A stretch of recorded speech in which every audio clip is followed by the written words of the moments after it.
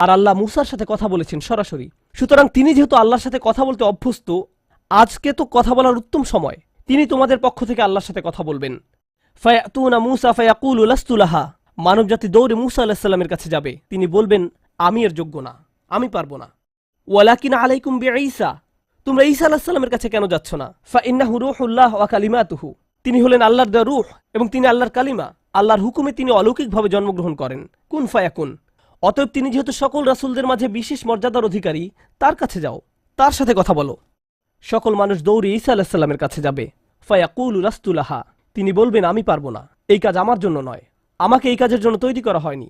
তারপর তিনি বলবেন, ওয়ালাকিন আলাইকুম বি মুহাম্মাদিন সাল্লাল্লাহু আলাইহি ওয়াসাল্লাম, মানবজাতি তোমাদেরকে মুহাম্মদ সাল্লাল্লাহু আলাইহি ওয়াসাল্লামের কাছে যেতে হবে।